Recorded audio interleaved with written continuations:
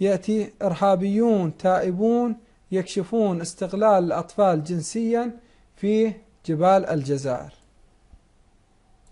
أعضاء في الجماعة السلفية للدعوة والقتال، كله للدعوة والقتال، للدعوة والجهاد وهذه الأمور وما شابه. نعم. ثم يقول: وكان إرهابيون تائبون قد اعترفوا أن الجماعة السلفية للدعوة والقتال جندت الأطفال السنة الماضية للاستغلال الجنسي، حيث كان يتم الاعتداء الجنسي على أطفال تتراوح أعمارهم ما بين 14 و 16 سنة، ويتم ذبح الأطفال الذين يرفضون التحرش بهم حسب شهادة التائبين والصور اللي موجودة في هواتفهم. إذن هذا بهذا الدين ويأتون ويكفروا جميع المسلمين. عجيب. أيضا عندنا أعزائنا المشاهدين مقطع آخر لهذه العمليات الشنيعة التي تقوم بها الحركة الوهابية، فلنشاهده معا.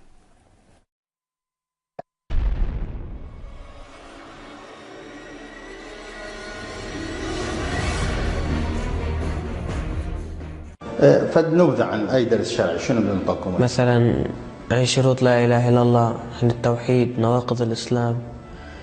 نواقض الإسلام؟ إيه. ليش هو الإسلام بيه نواقض؟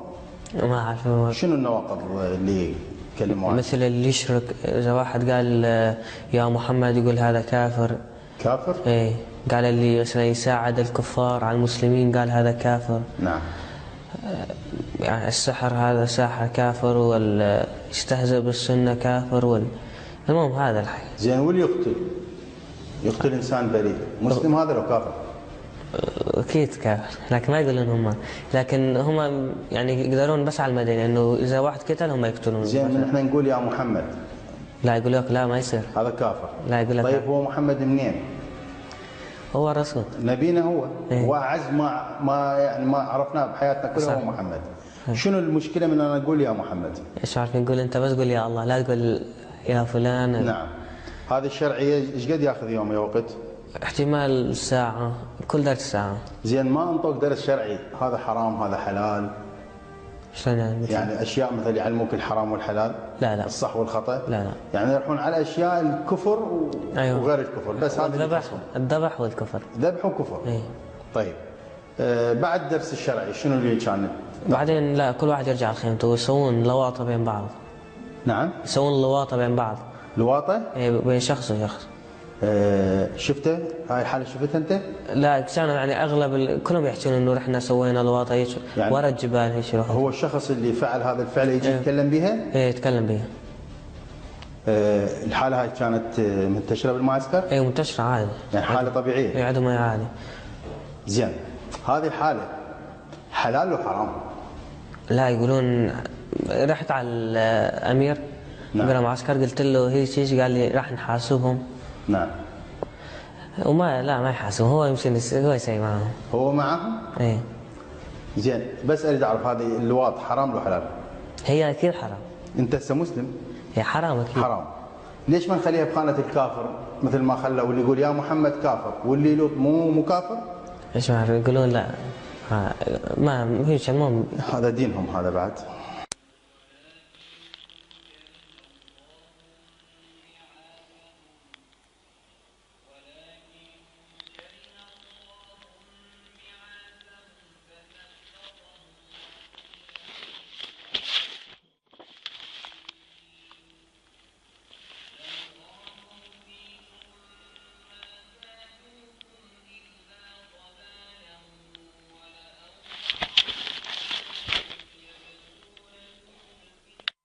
وافتانوا بجواز نكاح الدبر، ان هم الرجاله يمارسوا والعياذ بالله الشذوذ مع بعض اذا كانوا في سفر او بيجاهدوا او ما اعرفش ايه، او بتاع زي ما في تركيا دلوقتي ولا اللي في قطر دلوقتي قاعدين هناك من غير ما اعرفش ايه، فممكن ان هم يجاهدوا.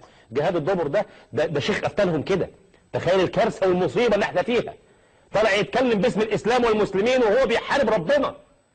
انا بتكلم مش بقول كده، مش بدلل على ان حاجه بسيطه. انا بقول ان احنا قدام كارثه. جماعه بتحارب ربنا سبحانه وتعالى وتجيب فتاوى شاذه ما انزل الله بها من سلطان. وعشان كده قلنا ان احنا لازم نحطم الاصنام دي. الاصنام اللي الناس كانت فاكراها الهه تعبد من دون الله والعياذ بالله. يمشي ورا الشيخ من دول وكأنه إله، واللي يقوله يتعمل واللي يأمر به يتنفذ. لازم نحطم هذه الأصنام. زين يا أهل الطاقم فتوى مال النكاح. نكاح ولاده ربع على. إيش قال لكم؟ جيد نكاح حلال. ها؟ نكاح حلال. شلون تحكي بالطريقة؟ شلون نكاح حلال؟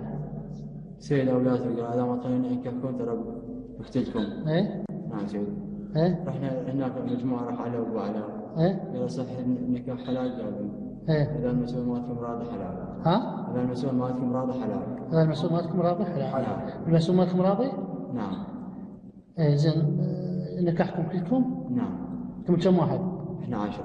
كلكم نكاحكم؟ نعم. زين أنتم ما نكحتوا؟ لا سيدي. ها؟ الأمير مالته ما نقدر نكاح. ليش مو حلال؟ حلال بس ما نقدر. يعني حلال بس عليك؟ نعم سيدي. عليه حرام. لو هم حلال عليك. لا سيدي. وصف لي الأمير مالكم، وصف لي شكله شلون؟ شوية عنده لحية. عالية؟ نعم سيدي. رفيع. صابغها؟ نعم سيدي. شلون صابغها؟ صبغ حنة. حنة. نعم سيدي. إيه. رفيع. إيه. محل طويل مربع سيدي. نعم. نعم سيدي. سولف لي شلون مارسوا النكاح وياك؟ سيدي هو المجموعة مال الأستاذ شتفوني. إيه. شتفوني أنا ما أعرف إيش عرفتي. إيه.